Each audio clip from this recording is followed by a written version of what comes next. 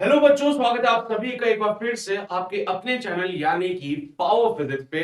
मेरा नाम आशीष कपलेश और आज हम शुरू करने जा रहे हैं एक नया चैप्टर। देखो भाई, लास्ट टाइम पे हम एसएचएम को कंप्लीट कर चुके थे, ठीक है। तो एसएचएम को कंप्लीट करने के बाद अब अगला जो चैप्टर बनता है वो वेव मोशन। कन्वीनियंट रहेगा क्योंकि देखो सिमिलरिटीज हैं, चीजें रिलेट करते हुए चलोगे तो आपको दिक्कत नहीं आएगी, ठीक है। तो मुझे लगा वेव मोशन पढ़ाना ज्यादा बेटर रहेगा अपने लिए, क्योंकि एसएचएम को पढ़ते आए हैं, हम जानते हैं ऑसिलेशन क्या होता है ना। ऑसिलेशन के बारे में जब हम इतना समझते हैं तो मेरे हिसाब से वेव पढ़ना इज अ बेटर थिंग, है ना। तो अभी इसीलिए मैंने इस चैप्टर को लेके आया। बाकी इसको कंप्लीट करेंगे, फिर थर्मल फिजिक्स पे चलेंगे और फिर ऐसे करके फ्लूइड वाले पार्ट को भी हम कंप्लीट करके फाइनली कोशिश करेंगे 11th को कंप्लीट करते हैं, ठीक है। हाँ जी भाई, तो आज का जो लेक्चर है वो बहुत ज्यादा मैं नहीं बोलूंगा कि बहुत ज्यादा एकदम, है ना, आग लगा देने वाला है, जहरीला है। सिंपल सा लेक्चर होगा क्योंकि इंट्रोडक्शन है तो आपको बेसिक से आइडियाज होने चाहिए चीजों के बारे में। आपको पता होना चाहिए कि वेव के लिए क्या कंडीशंस होती है, क्या इक्वेशन बन सकती है फॉर द वेव, वो सारी बातें समझेंगे आज हम लोग। और बेसिक सा वेव को समझेंगे सबसे पहले तो, कि भाई वेव है क्या, है ना। अक्सर तुमसे कोई पूछता है कि व्हाट इज अ वेव, तो तुम लोगों का जवाब ये रहता है कि wave is a disturbance, right.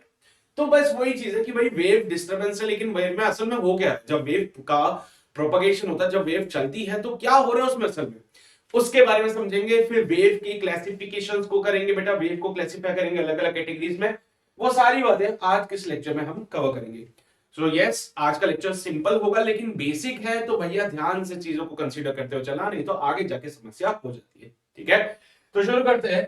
सबसे पहला जो पॉइंट आता है वेव के बारे में, तो भैया वेव है क्या। तो बहुत बेसिक सी डेफिनेशन, बहुत सिंपल सी डेफिनेशन हर किसी ने जो पढ़ी होती है कि वेव इज द डिस्टर्बेंस। हम आपको बताते हैं कि wave is actually the transfer of energy and the momentum without the actual displacement of the medium particle. Medium का पार्टिकल डिस्प्लेस नहीं करेगा, मीडियम का पार्टिकल अपनी जगह पे है, लेकिन एनर्जी और मोमेंटम का ट्रांसफर हो रहा है वेव में। ये बिल्कुल वैसी कहानी है जैसे डोमिनोज को ऐसे लाइन से लगा के रखा होता है। तुमने अक्सर वो देखा होगा, वीडियो वगैरह आते हैं उसमें क्या होता है, बहुत सा एक बड़ा सा पैटर्न बनाते हैं और यहां से एक ऐसे एक गिट्टी को, है ना, ये जो डोमिनो होता है, इसको गिरा दो तो ये अगले वाले को गिराता है, अगले वाले को गिराता है और ऐसे करके पूरा प्रोसेस चलता जाता है। तो यहाँ पे भी क्या हो रहा है, ये डोमिनो जो है अपने एनर्जी को या मोमेंटम को अगले वाले को ट्रांसफर कर रहा है।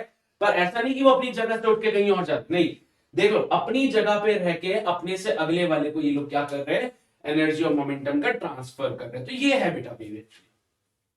सबसे सिंपल एग्जांपल जो तुमने अपने रोज डे टू डे लाइफ में देखा होगा, एक लाइन में जब तुम लोग लगे होते हो और पीछे से कोई धक्का मार दे तो क्या होता है ना। भाई हम लाइन में खड़े हैं, पीछे से कोई धक्का मारे, सबसे लास्ट वाला क्या करेगा, अपने आगे वाले को धक्का मारेगा और फिर उसके आगे वाला अपने से आगे वाले को, फिर आगे वाले को आगे वाले को, और ऐसे करते करते वो जो धक्का होता है क्या वो आगे वाले तक ट्रांसफर हो जाता है। क्या इसके लिए सबसे पीछे वाले ने अपनी जगह छोड़ी, नहीं छोड़ी सर। सबसे लास्ट वाला जो आदमी था वो तो सिर्फ सीधा यहां खड़ा था, उसने बस धक्का मार दिया। अब ये जो उसने धक्का मारा वो आगे वाले को ट्रांसफर होता होता चलता जाता है, लेकिन कोई भी अपनी जगह नहीं छोड़ते इसमें। सही बात है। अबे सबसे लास्ट वाले को, सबसे फर्स्ट वाले को अगर धक्का मारना है तो क्या करता है, बस इसको पीछे वाले को धक्का मार दो, अब ये आगे ट्रांसफर होता जाएगा होता जाएगा।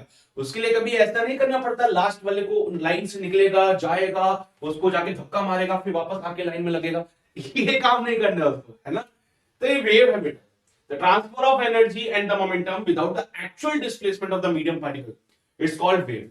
तो इसका एक एग्जांपल तो आपके सामने दे दिया मैंने। इसके और भी चंद एग्जांपल है, जैसे कि आपने देखा होगा लाइन में खड़ा हुआ आदमी जब किसी को धक्का मारे तो ये चीज आगे ट्रांसफर होती रहती है, वो एनर्जी, वो धक्का जो लगाया है वो आगे ट्रांसफर होता जाता है और सबसे आगे जो आदमी खड़ा होगा उसको एक्सपीरियंस होगा। उसके लिए ये जो लाल वाला बच्चा है ना, इसको अपनी जगह छोड़ के बाहर नहीं जाना पड़ेगा, वो सिर्फ अपनी जगह पे रह के ही एनर्जी का ट्रांसफर करवा सकते हैं।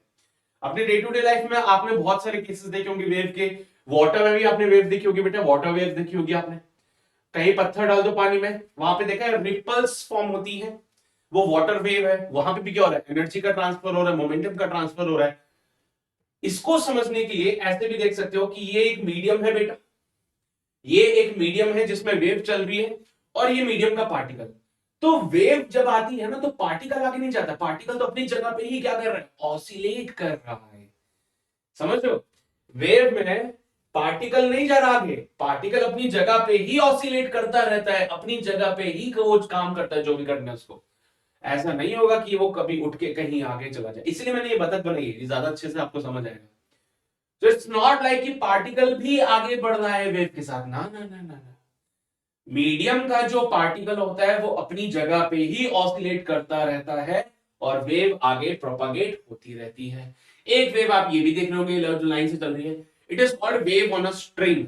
हमारा जो मेन मुद्दा है ना वो यही है, वेव ऑन अ स्ट्रिंग। किसी भी रस्सी में जो वेव डेवलप की जाती है, तो आप देखो कि अगर इस रस्सी के अंदर अगर मैं एक पार्टिकल बना दूं ना बेटा यहाँ पे, तो ये पार्टिकल नहीं जाएगा, पार्टिकल बस ऊपर जाता है और नीचे आता है, बाकी वेव आगे चल जाती है।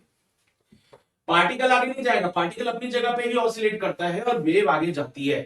थ्रू द ऑसिलेशन वो एनर्जी और मोमेंटम का ट्रांसफर कर रहे हैं।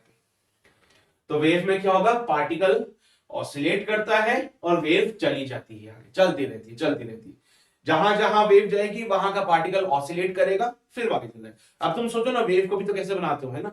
तो अपना हाथ अगर तुम वेव के फॉर्मेट में ऐसे वेव करते हो, तो देखो ना, ये वाला हाथ कोई आगे थोड़ी जा रहा है, ये तो अपनी जगह पे ही ऑसिलेट कर रहा है और असल में वेव आगे प्रोपागेट कर रही है। तो एक डिफरेंस है बेसिकली। यहाँ पे बच्चे कंफ्यूज होते हैं इस चीज को में, तो कंफ्यूज मत होइएगा बेटा, बड़ा सिंपल सा डिफरेंस है कि इसमें होगा क्या कि वेव का तो प्रोपागेशन हो रहा है, वेव तो चल रही है, लेकिन जो पार्टिकल वहां जिस मीडियम से वो पास हो रही है ना वेव, उस मीडियम का जो पार्टिकल होता है वो क्या करता है, ऑसिलेट करता है। इसलिए मैंने ऑसिलेशन के बाद तुम्हें वेव्स पढ़ाया ताकि तुम चीजों को रिलेट कर सको, ऑसिलेशन में क्या डिफरेंस है और वेव में क्या डिफरेंस है। समझ लो बात को पक्का? वेव समझते हो क्या हो रहा है भैया, एनर्जी का ट्रांसफर हो रहा है, मोमेंटम का ट्रांसफर हो रहा है, लेकिन पार्टिकल अपनी जगह पे ही ऑसिलेट कर रहा है, वो नहीं ट्रांसफर कर रहा है। समझ गए? वेव क्या होती है पता चला तुम लोगों को? अब वेव्स का क्लासिफिकेशन करते हैं बेटा जी। तो यहां पे जब हम वेव्स को क्लासिफाई करेंगे तो बेसिकली ये 4 प्रकार के क्लासिफिकेशंस हैं जिनमें हम वेव को डिफाइन कर सकते हैं। सबसे पहले होता है on the requirement of the medium. कुछ वेव्स ऐसी होती हैं जिनको मीडियम की जरूरत पड़ती है, कुछ वेव्स ऐसी हैं जिनको मीडियम की जरूरत नहीं पड़ती।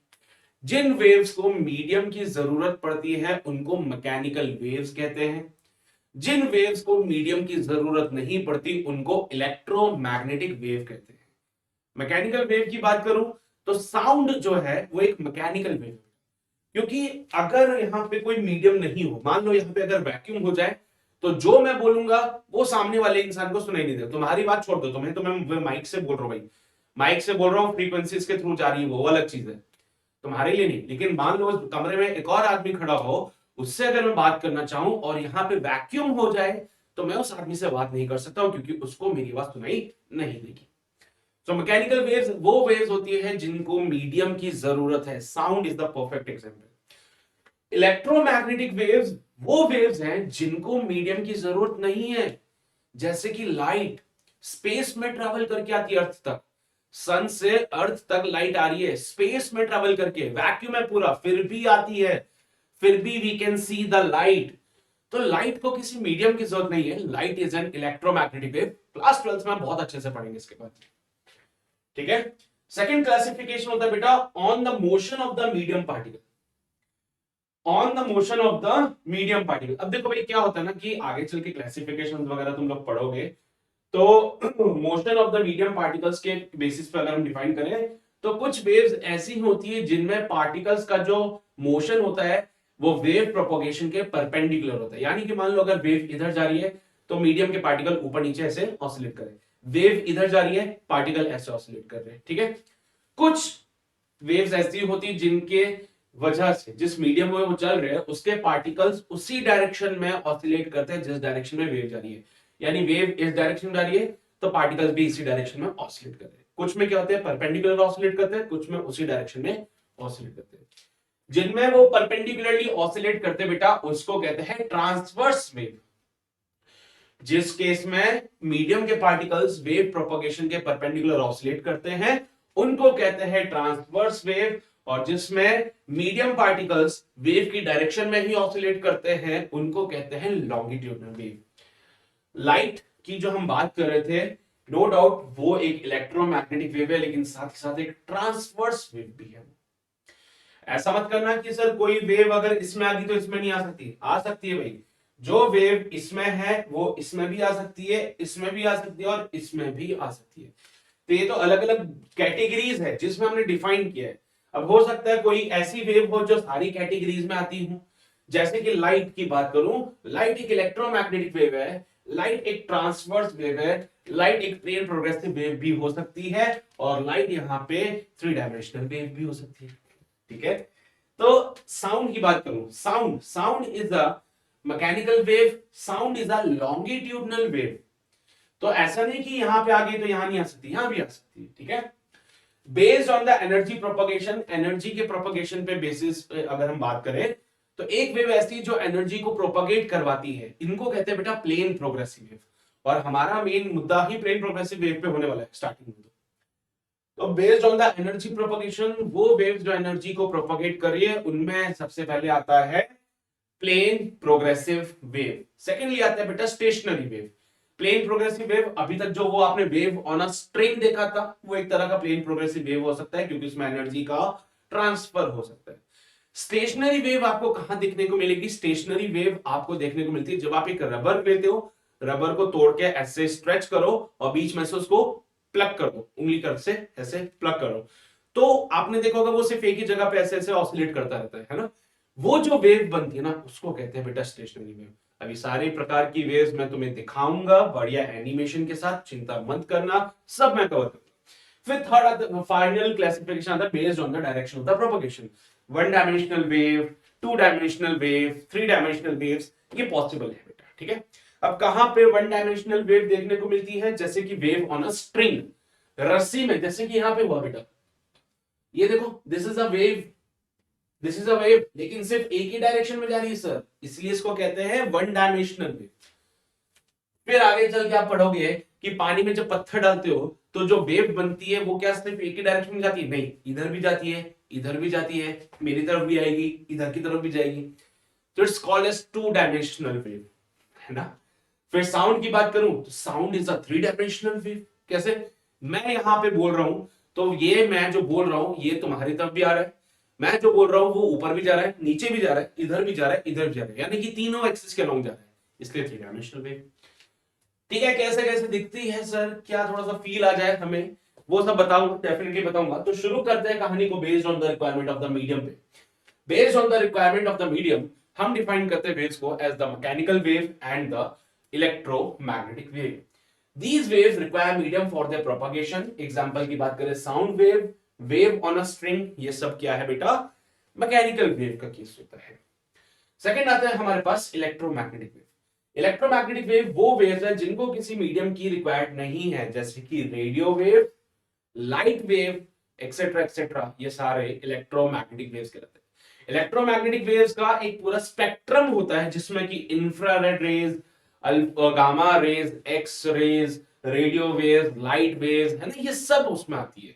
तो जो जो वेव्स उस इलेक्ट्रोमैग्नेटिक स्पेक्ट्रम में आ रही हैं वो सारी की सारी इलेक्ट्रोमैग्नेटिक होती है बेटा, और इनमें से किसी भी वेव को कोई मीडियम की जरूरत नहीं पड़ेगी।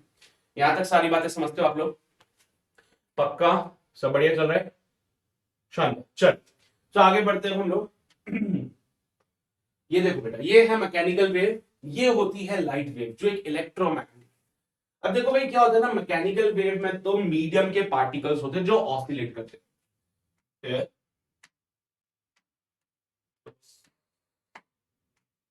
Here,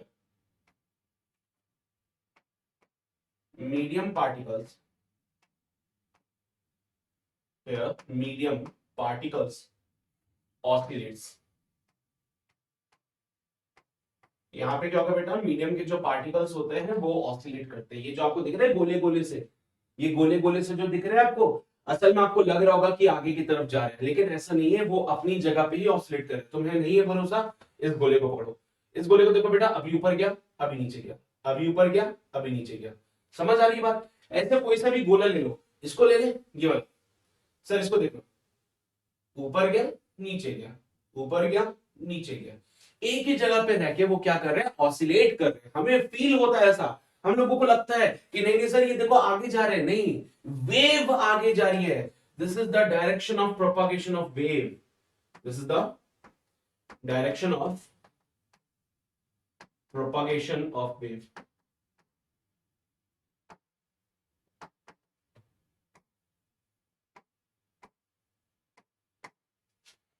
वेव इधर जा रही है, लेकिन जो पार्टिकल है मीडियम के वो तो ऑसिलेट कर रहे हैं, ठीक है, तो इससे मैकेनिकल वेव्स कहलाते हैं।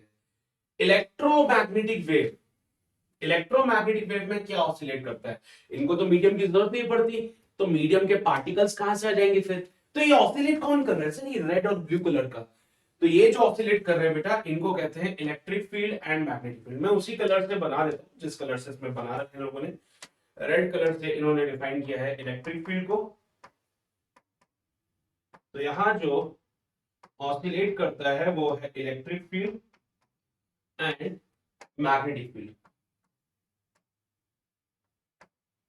अब ये जो बातें हैं ना बेटा, अभी हो सकता है थोड़ा समझ के परे हो, लेकिन घबराओ मत, जब तुम क्लास 12 में आ जाओगे तो तुम इनके बारे में बहुत अच्छे से डिटेल्ड में पढ़ोगे, और क्लास 12 में एक चैप्टर आएगा इलेक्ट्रोमैग्नेटिक वेव्स का, EMW, ठीक है, एक चैप्टर आएगा इलेक्ट्रोमैग्नेटिक वेव्स का। अगर एक बार तुमने इलेक्ट्रिक फील्ड के बारे में समझ लिया, मैग्नेटिक फील्ड के बारे में समझ लिया, फिर तुम इलेक्ट्रोमैग्नेटिक वेव पढ़ोगे और उसके बाद तो भैया तुम्हारे पास महारत आ जाएगी इस इलेक्ट्रोमैग्नेटिक वेव की, तो चिंता मत करो। यहाँ पे मीडियम होता है तो मीडियम के पार्टिकल्स है, लेकिन यहाँ जो ऑसिलेट कर रहा है कोई मीडियम ही नहीं है सर, जब कोई मीडियम ही नहीं ही तो फिर ऑसिलेट कौन करे, तो ऑसिलेट करता है यहाँ पे इलेक्ट्रिक फील्ड और मैग्नेटिक फील्ड। रेड कलर से दिख रहा है इलेक्ट्रिक फील्ड ऑसिलेट कर रहा है, ब्लू कलर से दिख रहा है मैग्नेटिक फील्ड है। तो बेटा इसमें पता है क्या है, अगर इलेक्ट्रिक फील्ड ऊपर नीचे ऐसे ऑसिलेट कर रहा है तो मैग्नेटिक फील्ड ऐसे ऑसिलेट कर रहा है, ठीक है, अगर इलेक्ट्रिक फील्ड ऊपर नीचे मूव कर रहा है तो मैग्नेटिक फील्ड ऐसे मूव कर रहा है। तो और वेव कहां जाएगी, इधर, वेव कहां जा रही है, इधर, मैग्नेटिक फील्ड इधर ऑसिलेट कर रहा है, इलेक्ट्रिक फील्ड इधर ऑसिलेट, समझ रहे बात को, ये लाइट वेव होती है, लाइट इज अ इलेक्ट्रोमैग्नेटिक, ये कहानी है बेटा इलेक्ट्रोमैग्नेटिक EMW। क्लियर है ये बात सभी को, यहां तक कोई शक, कोई समस्या किसी प्रकार की नहीं है, बढ़ सकते आगे। अब हम लोग आगे बढ़ते हैं, सेकंड क्लासिफिकेशन है based on the motion of the medium particles. Medium के जो पार्टिकल्स हैं उनके मोशन पे भी हम इसको क्लासिफाई करते हैं, तो मीडियम के जो पार्टिकल्स हैं उनके बेसिस पे, है ना, उसके मोशन के बेसिस पे जब हम इसको क्लासिफाई करेंगे, can be classified as the longitudinal wave and the transverse wave.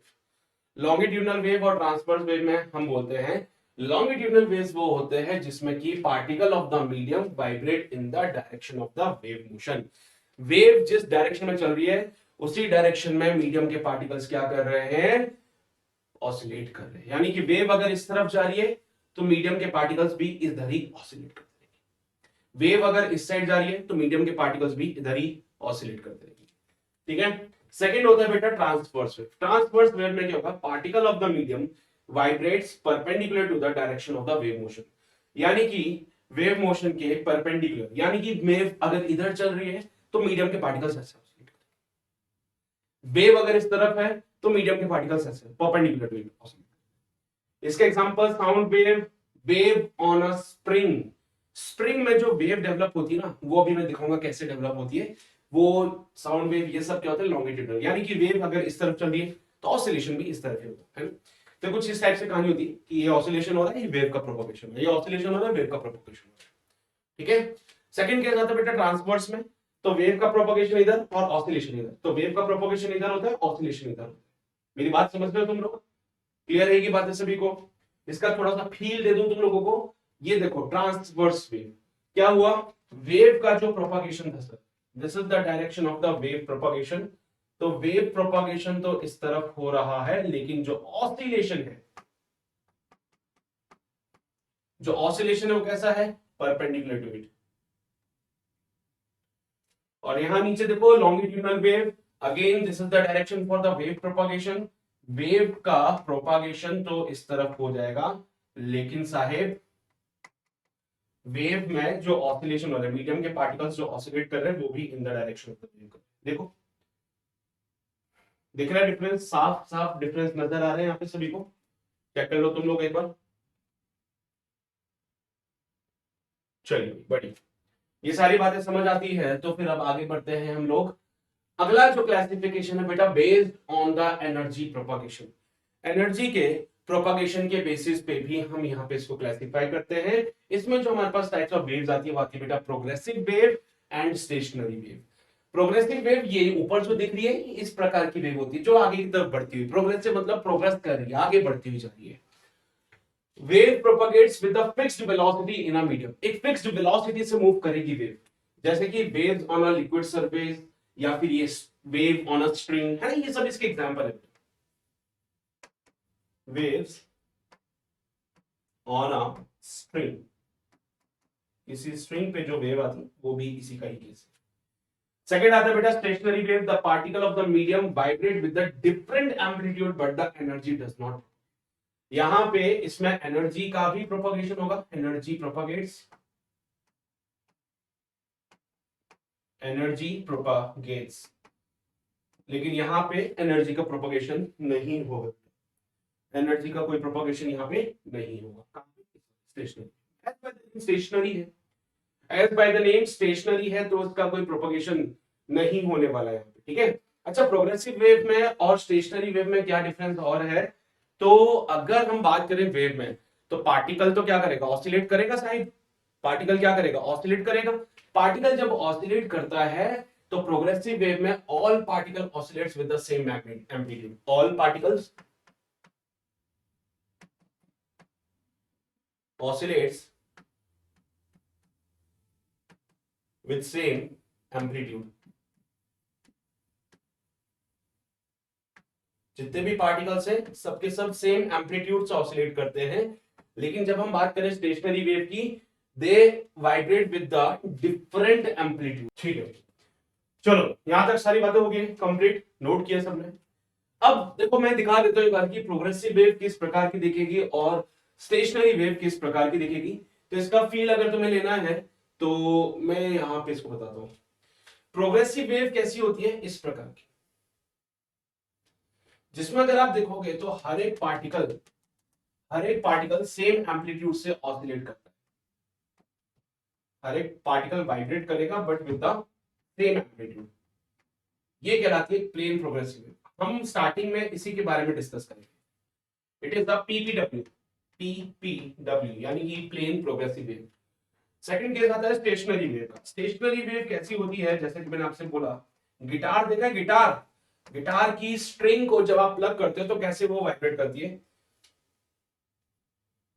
अगर आपको थोड़ा सा याद हो तो इस प्रकार का ऑसिलेशन होता है उसमें।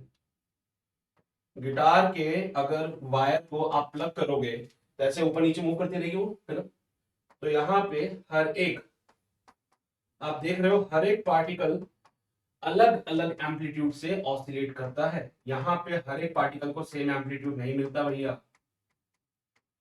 यहाँ पे एम्पलीट्यूड अगर मैं A1 बोल दूं तो यहाँ पे एम्पलीट्यूड A2 हो जाएगा, यहाँ पे एम्पलीट्यूड A3 और यहाँ पे A4, यहाँ पे A5 और यहाँ पे A6। जहां पे पहले हर एक पार्टिकल सेम एम्पलीट्यूड से ऑसिलेट कर रहा था, आज वहां पे हर एक पार्टिकल अलग अलग एम्पलीट्यूड से ऑसिलेट करता है। यहाँ पे ये फिक्स रहती है बिटवीन द 2 पॉइंट्स बेटा, ये वेव जो है इन दो पॉइंट्स के बीच में ही फिक्स रहती है। यहाँ पे इस वेव में कोई एनर्जी का ट्रांसफर नहीं होता, लेकिन यहाँ पे इसमें एनर्जी का ट्रांसफर होता रहता है, क्योंकि दो पॉइंट्स के बीच में फिक्स हो चुकी है। That's why we call it the stationary wave. लेकिन ये वेव हमें चलती हुई दिखती है, हमें पता चलता है कि हाँ वेव आगे की तरफ जा रही है। यहाँ पे वेव मूव करती है with certain fixed velocity, wave velocity होगी, यहाँ पे इसकी कोई वेलोसिटी नहीं है ना। तो शायद अभी डिफरेंस समझ आता है प्लेन प्रोग्रेसिव वेव में और स्टेशनरी वेव में, ठीक है। अगर आपको बनाना है तो बना सकते हो इसको भी, अगर आप इसको बनाना चाहते हो तो बना लो यार। ये रहेगी बात सभी को, पक्का। चलो तो आगे बढ़ते हैं, हम लोग आगे बढ़ते हैं। Based on the direction of propagation, one dimensional wave, two dimensional wave. भाई डायरेक्शन के बेसिस पे तो यही हो सकता है, one dimension, two dimension, three dimension. One dimensional wave example है बेटा स्ट्रेच्ड स्ट्रिंग का, जैसे कि यहां पे आप देख रहे हो ये वेव एक ही डायरेक्शन में जा रही है सर, ये जो वेव है वो एक ही डायरेक्शन में जा रही है, that's why it is called as the one dimensional wave. Second आता है बेटा two dimensional wave, wave on the liquid surface. पानी में पत्थर डालो, जैसे ही पानी में पत्थर फेंकोगे वेव बनेगी वहां पे, वो वेव कहां कहां जाएगी सर, इधर भी जाएगी इधर भी जाएगी, इधर भी जाएगी और इधर भी आएगी, चारों डायरेक्शन है ना। यानी कि ये 2 डायमेंशनल केसेस है, एक्स एक्सिस में भी जाएगी, वाई एक्सिस में भी जाएगी, लेकिन जेड एक्सिस में नहीं जाएगी। सर समझ लो बात को, एक्स एक्सिस में भी जा रही वेव, वाई एक्सिस में भी जा रही है, लेकिन जेड एक्सिस में नहीं जाती। It's that's why it is called as the 2 dimensional wave.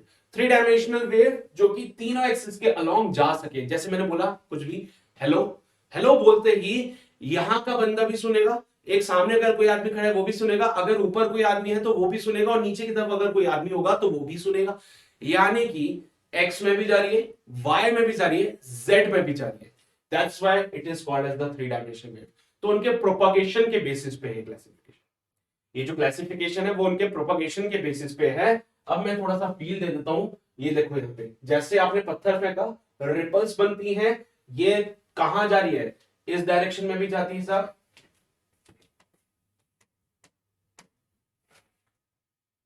X axis, फिर यहां पे इस एक्सिस के बहुत नहीं जाती, और एक ये वाली एक्सिस है ना, ऐसे होता था वाई एक्सिस और जेड एक्सिस। तो वेव कहां जा रही है सर, एक्स एक्सिस पे जाती है, जेड एक्सिस पे आती है, लेकिन वाई एक्सिस पे नहीं जाती। 2 डायमेंशनल है ये ऊपर 1 डायमेंशनल होगी, ये 2 डायमेंशनल होगी, बाकी साउंड का तो तुम जानते हो फिर, है ना। अंतर समझ आ रहा है बेटा आप लोगों को, क्लासिफिकेशन क्लियर है वेव्स का, वेव्स को हमने कैसे क्लासिफाई किया पता चलता है ना आप लोगों को। तो चलिए भाई आगे बढ़ते हैं हम लोग।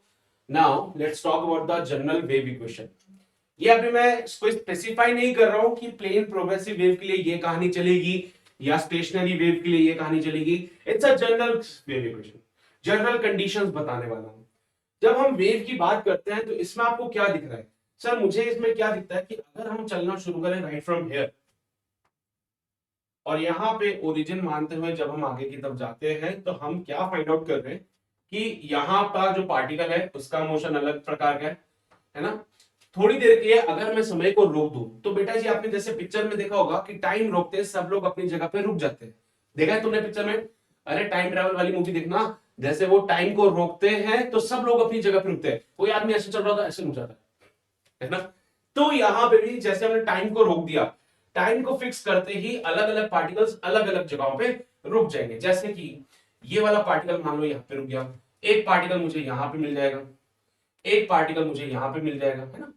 तो जैसे ही मैंने टाइम को रोका तो अलग अलग पार्टिकल्स मुझे अलग अलग जगहों पे दिखे। तो मैंने क्या देखा कि सर अलग अलग पार्टिकल्स का डिस्प्लेसमेंट अलग अलग है, ये वाला हो सकता है y1 डिस्प्लेसमेंट पे हो, ये वाला हो सकता है y2 डिस्प्लेसमेंट पे हो। यानी कि जो y है वो x पे डिपेंड कर रहा है, x इक्वल्स टू 0 पे जो पार्टिकल था उसका डिस्प्लेसमेंट कुछ और था, x इक्वल्स टू 1 पे जो पार्टिकल था उसका डिस्प्लेसमेंट कुछ और था, x इक्वल्स टू x2 पे जो पार्टिकल था उसका डिस्प्लेसमेंट कुछ और यहां पे जैसे ही तुम आगे बढ़ोगे एक और पार्टिकल दिखेगा x3 पे जिसका डिस्प्लेसमेंट y3 होगा। यानी कि पार्टिकल का जो डिस्प्लेसमेंट हो रहा है वो अलग अलग पोजीशंस पे अलग अलग है। यानी कि y डिपेंड करता है किस पे, y डिपेंड करता है x पे, y डिपेंड करता है x पे, ठीक है।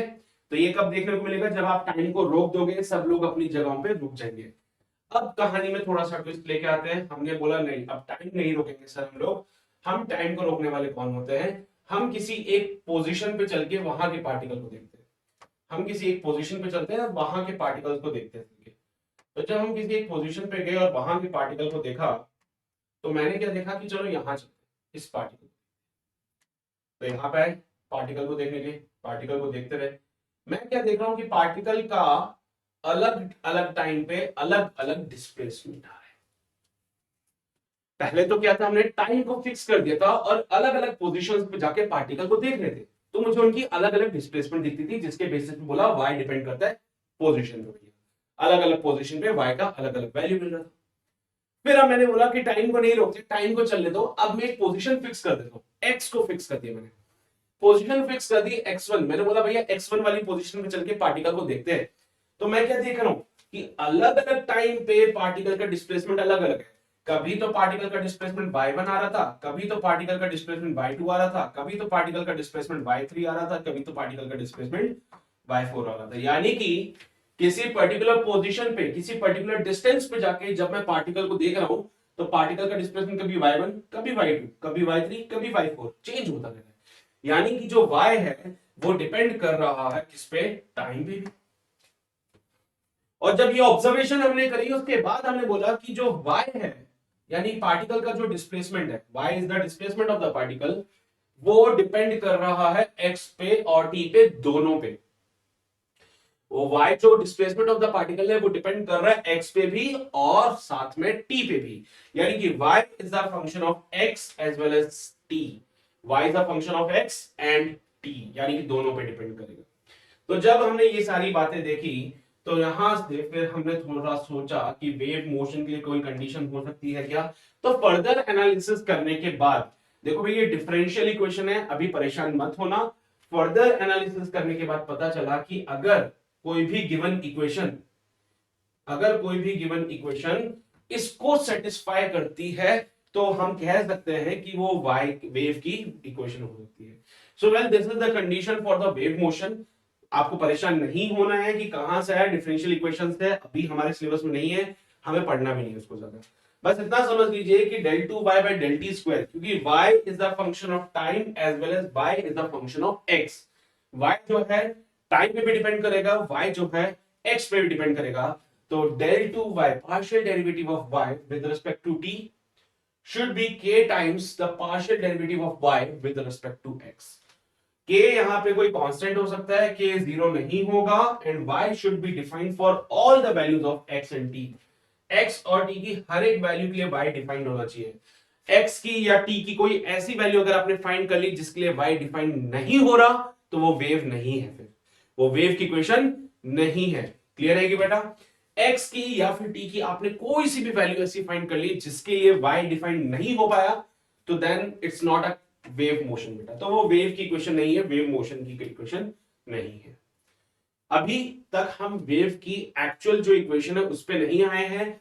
जनरल वेव इक्वेशन की बात इसलिए बोल रहा हूं क्योंकि यहां पे सबके लिए डिफाइंड हो रही है सारी बातें, मैं कोई क्लासिफिकेशन नहीं कर रहा हूं। आगे चल के मैं प्लेन प्रोग्रेसिव वेव नाम बोल के स्पेसिफाई करूंगा और फिर उसकी इक्वेशन बताऊंगा, बट वो सारी अगले लेक्चर में होगी बेटा, इसमें नहीं। यहां तक सारी बातें समझ आती है आपको, कोई शक तो नहीं, कोई समस्या तो नहीं किसी भी प्रकार का। तो अगर मैं आपसे पूछूं is y is equal to a sin omega t is a wave equation और नॉट, तो आप क्या कहेंगे इसके लिए? y equals to a sin omega t is it a wave equation और नॉट? तो मैंने सोचा कि यार अगर ऐसी बात है तो y तो यहां पे सिर्फ मुझे फंक्शन ऑफ t दिख रहा है, मुझे यहां पे y फंक्शन ऑफ x नहीं नजर आ रहा। y here y is a function of t only, y is not a function of x। तो क्या ये वेव इक्वेशन है? नहीं है, it's not a wave equation. हाँ, ये ऑसिलेशन के लिए हम बोलते थे, सही बात है, एसएचएम की इक्वेशन है ये, लेकिन वेव की इक्वेशन नहीं है। So don't get confused. Wave motion में पार्टिकल ऑसिलेट करता है, वेव डजंट मींस कि ऑसिलेशन हो रहा है। यहां पे वेव का मतलब ऑसिलेशन से नहीं है। कुछ बच्चे यहां पे बोलते हैं हाँ सर वेव की इक्वेशन है, नहीं, वेव की इक्वेशन के लिए y को as the function of time भी होना चाहिए, as the function of position भी होना चाहिए, दोनों होने चाहिए तो ही सेटिस्फाइड होगी बात। तो ये दोनों अगर है तो ही सेटिस्फाइड है। Since y is not a function of x, therefore it is not a wave equation।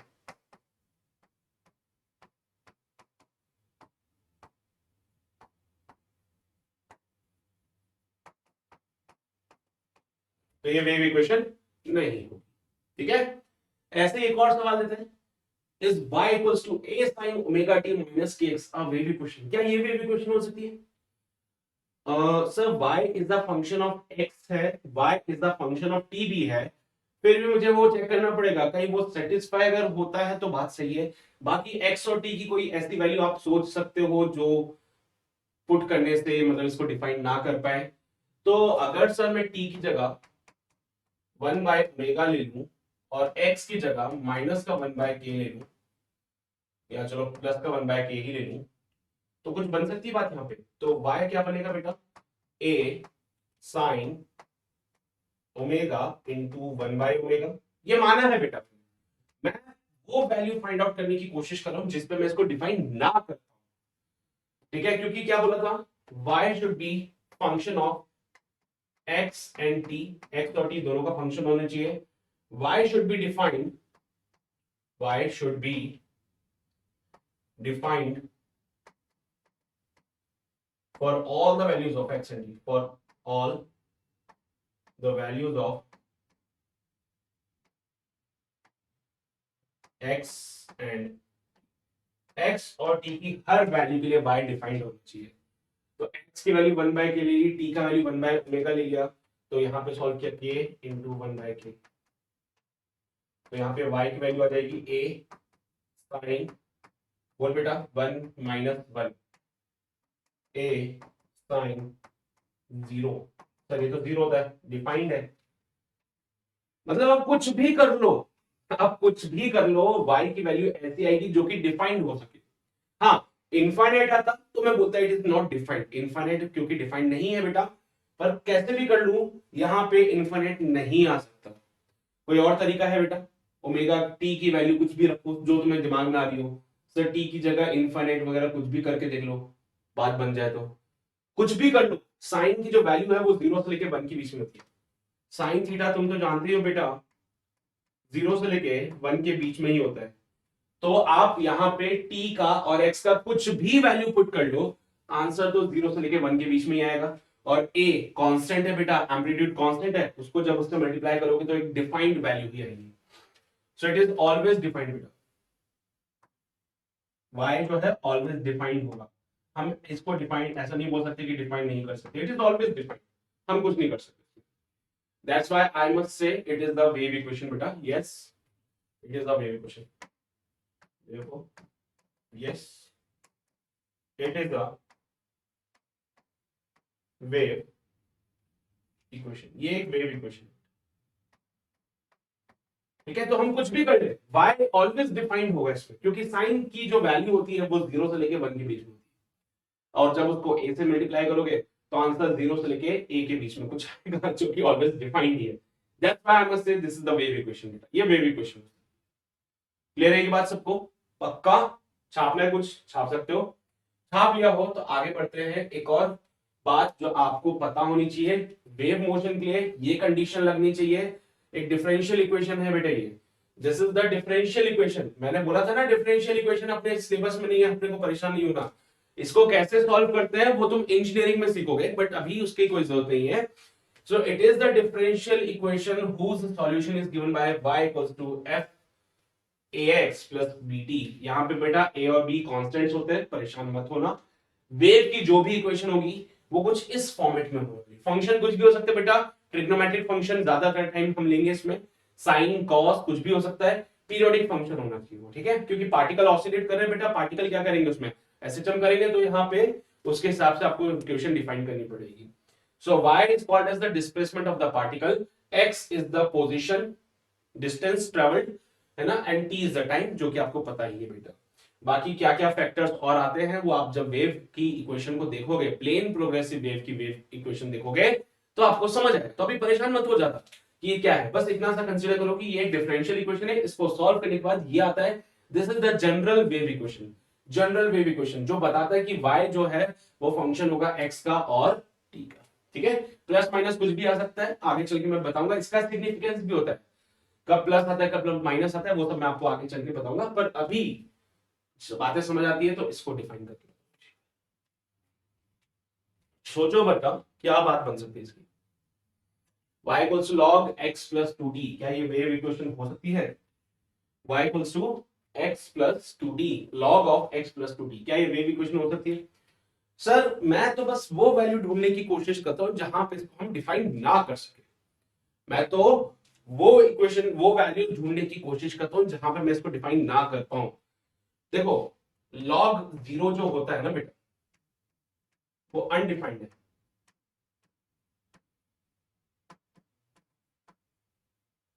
log of 0 undefined होता है बेटा, उसको डिफाइन नहीं किया जा सकता। And for the wave, for wave y should be defined for all values of x and t, should be defined for all values of